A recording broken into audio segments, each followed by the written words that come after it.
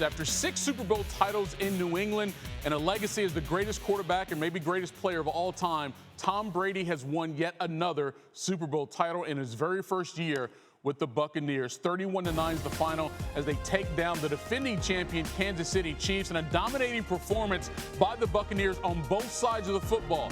Offensively with Brady, we'll talk about him, but also the defense be able to hold the Chiefs to just 9 points, one of the more potent offenses we've had in the league in the last several years. To get a little deeper into this, we bring in Tim Hasselbeck. And Tim, I want to dive into the X's and O's of this game and how it got to 31-9 and things of that nature. But because it is Tom Brady and because of what he accomplished in his very first year in Tampa, a team that hadn't sniffed the playoffs in quite some time, at least a legitimate chance of winning a title, here he is now.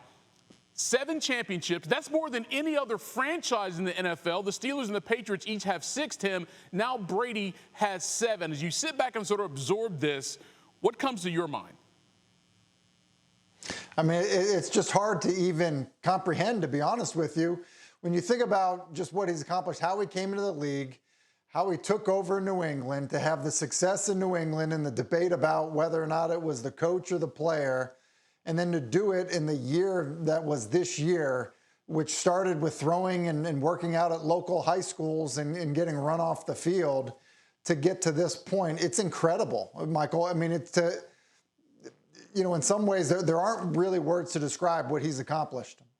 I know people are going to be talking about this for quite some time over the next several days, as they should. But when we have a chance to experience this level of greatness, Tim, in the moment, whether it was Michael Jordan or Kobe Bryant or LeBron James currently. Now it is Tom Brady and the impact that he has, not just on franchises, but the league as a whole. And you take a look at this game in particular, a couple of guys who scored the touchdowns in this game only came to Tampa because of Tom Brady.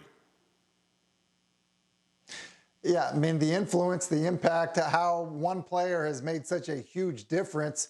Look, that's been reserved for other sports. That has not been something that's worked ever in football. It just hasn't.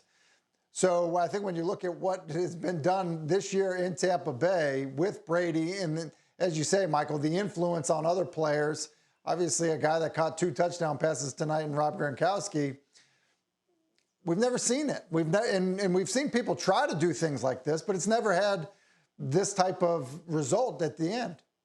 Let's talk a little about him specifically in this game, Tim, because if you look at his performance in the box score, I mean, this was efficient. 21 for 29, 201 yards, and those 3 touchdowns. From an X's and O standpoint tonight, what did you see in Tom's game?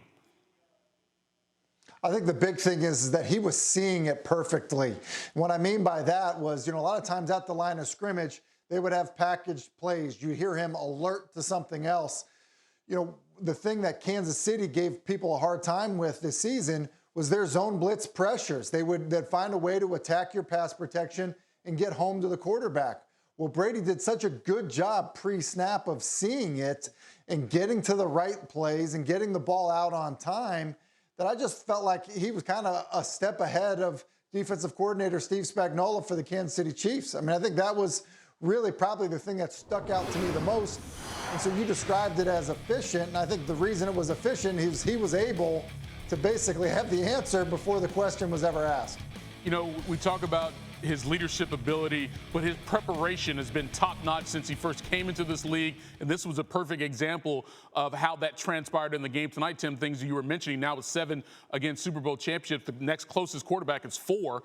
So, again, just adding to that legacy of the greatest of all time. And I do want to talk about a response that the Bucs had because they got the ball first. They went 3 and out. Chiefs go down and score 3, and all of a sudden, all right, so we're down 3-0. And then boom, boom, boom, the Bucs just start going down the field. And that first touchdown pass to Rob Gronkowski, I thought, said quite a bit about the resiliency of Tom Brady and what that offense was going to bring in this game.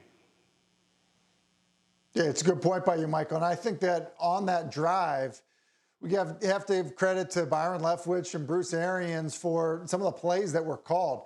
They end up hitting Cameron Brate on a little tight end delay screen, which ended up being a nice, pickup for them. And then you referenced the touchdown pass to Rob Gronkowski. It's actually a run pass option, not something that Tampa Bay majors in, but it was man coverage, and Gronkowski comes across the formation. And Daniel Sorensen is reading run. He basically lets him go, which is why Rob Gronkowski was so wide open. So, yes, it was Brady, but I think you do have to give credit to, the design, of the offensive plays that they ran on that drive, and then also the timing of the play calls on that drive as well. Yeah. All right, Tim, sit tight. We got plenty more to discuss here on the special edition of SportsCenter now that the Bucs have won their second Super Bowl title. And by the way, as we mentioned, this is the first time that a team hosted the Super Bowl in its home stadium. So now you can add Tampa to the list of teams that have actually won it in their own city, right? A little difference between your stadium and your city, but there you see the Raiders winning in Pasadena and, of course, the 49ers as well. Thanks for watching ESPN on YouTube. For live streaming, sports, and premium content, subscribe to ESPN+.